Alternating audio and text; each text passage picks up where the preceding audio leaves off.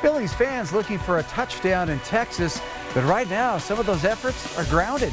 It was nice to hear her say it's already been done, so we're rolling.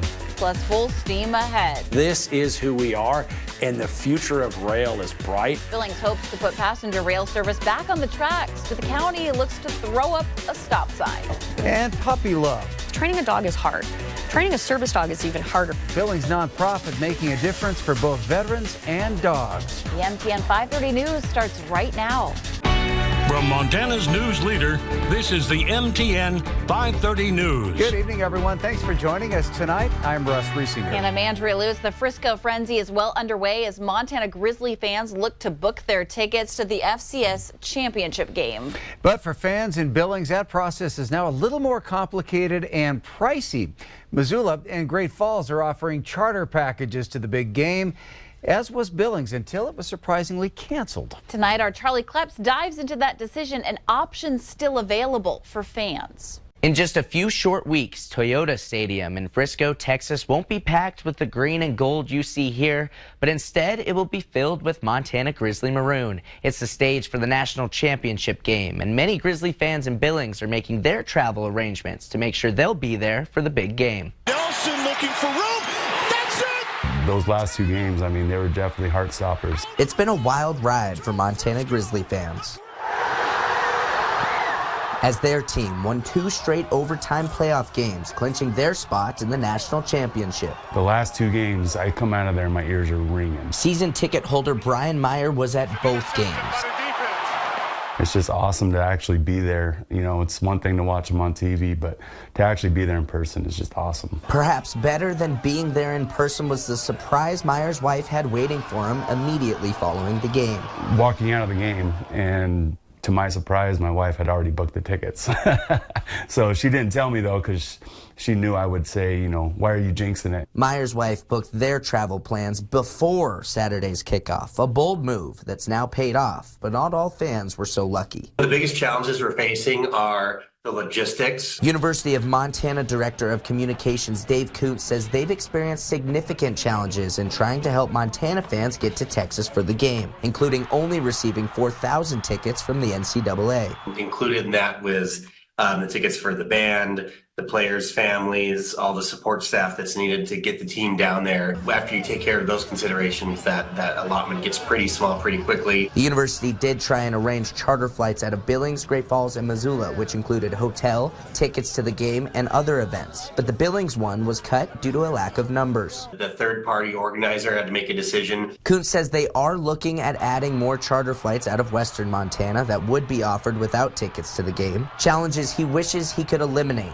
but he says he's still confident in the Grizz faithful to show up. If people want to get down to Texas and be part of this big party, we encourage it because there's going to be lots of friendly faces and lots of Grizz fans heading down to Dallas. 3 weeks is a long time to wait, so it's going to be a long 3 weeks. But yeah, I'm super excited. In Billings, Charlie Kleps, MTN News. It looks as if high school baseball is coming to Billings. This after a surprise vote at the school board meeting last night. Tonight, our Scott Breen looks into what's next and if it will truly create roster spots for kids not playing American Legion ball. Sanctioned high school baseball was approved Monday night by the School District 2 board. Scott Breen at Dealer Park, where high school teams likely won't play many, if any, games. Here's a closer look at the logistics, though, of where, when, and how these 3 teams may play. This is all based on the ability to raise funds for a high school program. District Activities Director Mark Sulcer reiterating what the school board made clear, a proposal for teams to self-fund their first 3 years. It's on them to decide if we continue. Estimated funding is a little under $250,000 for startup costs and first-year expenses. Senior West and Skyview won't play until 2025. Jeff Ballard is chairman of Billings American Legion Baseball. Growing up here and playing, he's seen it all from Little League to his Major League pitching career. The more we can promote baseball in Billings, the better it is for everybody involved. One big question is how a high school season may impact the Legion season. When the statewide push for high school baseball started a couple years ago, the idea was creating opportunities for kids who may not be able to afford travel ball or want to find roster spots on Legion teams. What this may turn into for Billings is a preseason for Legion players. I believe that high school rosters will just be a subset of Legion baseball players for the most part. And being that I think they're the best players, I do believe they'll garner most of the playing time. That would be at the varsity level. JV teams will raise each other's school to a combined roster of about 36. It gives those kids an opportunity to be a seasonal player versus a full-time kid where you're playing 6 months out of the year. They all have school pride. They all have school spirit. You get a chance to go win a state championship for Skyview Senior West is attractive. Right now, there's limited space at Musburger Field, Central Park, and Clevenger Field in the Heights, but the approval all reverts back to self-funding. Where the rubber meets the road, if the funding's not there, then baseball's not here. Scott Breen, MTN Sports. Starting next fall, Billings schools will start classes later than usual. The school board voted last night to adopt a September class schedule, meaning students will now begin after Labor Day. Several Montana districts already do this, and Superintendent Erwin Garcia pushed for a later start date because of a lack of air conditioning inside West and senior high schools. He says it would cost $24 million to add air conditioning to those two high schools, something voters would have to pay for. And he says the weather in September is usually 15 degrees cooler than in August.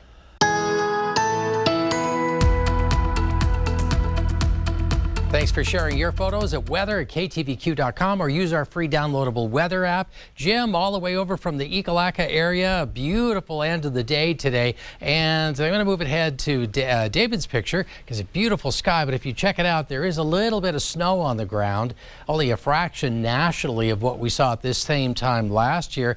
And the winds have finally started to taper off. All that comes together for the forecast details. That's just a few minutes from now. Billings city leaders are embracing passenger rail as a viable option for Montana, hoping to bring back track transportation to connect the east to the west. Just last week, the city signed on as a municipal partner with the Big Sky Passenger Rail Authority. But is a train practical for the cost? Some are still saying no. MTN's Jackie Coffin tells us about an effort to figure that out. Billings is a train town. It gets its very name from the first president of the Northern Pacific Railroad, who also founded this town. And while there's no shortage of freight trains that still roll through here every day, it's been a while since people traveled through here by rail. 2,228 miles of track connects Chicago to Seattle and used to move travelers along on a passage called the North Coast Hiawatha. From the Dakota border up there past Glendive on down through kind of the Yellowstone River on out to Missoula into the northwest. While this train has been off the tracks for nearly 50 years, a new era of train travel might be coming back to southern Montana, part of a years-long push from the Big Sky Passenger Rail Authority. The amount of workforce we can move along here, the connectivity it brings, that's revitalizing all this area that's so important. The proposed revival of the North Hiawatha would take the route south, passing through Glendive, Miles City, Billings, Bozeman, Butte, Missoula, and more. 20-plus member counties, our most recent being Treasure County in eastern Montana. And you have these small towns along the way that say we want to be a part of it, sometimes even when their counties aren't a part of it. Phase 1 of the project, a large-scale study to be done in 2024. Looks at developing these locations, where the rail is at. Obviously, you look at that current freight rail that runs on that route. Helping them do this study is a boost of money, $500,000 to be exact, awarded to them recently from the Infrastructure Act. To find out if this route makes sense for Montana, makes sense for the country. Senator John Tester says he sees the potential. The opportunities for business to be connected up with bigger cities like Chicago, Seattle, Spokane, be able to move people and product. I think that's very, very positive. But says Montanans can't put the cart before the horse, especially as some county leaders are not on board. Well, I don't think it's the most effective use of our money. Yellowstone County Commissioner John Ostland has stood firmly against the project for years. 12 or 13 years ago, the study said it would cost $1 billion to to rebuild the rail system to take passenger rail. Right now we have freight rail. And to spend $1 billion to make a few million seems like a crazy idea to me. While Ostlund doesn't expect his position to change, Billings city leaders pledged the city as a partner in the project earlier this month. This is who we are, and the future of rail is bright. In Billings, Jackie Coffin, MTN News.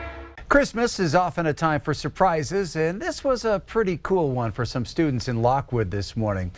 The Lockwood Fire Department hosted a drawing contest for kindergarten, first and second graders. The winners getting to ride in a fire truck this morning on their way to school.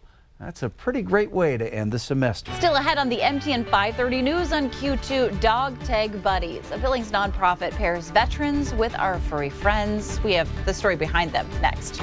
And the race for the Eastern District in the U.S. House is growing by the day. We'll dive into the field coming up in just a bit.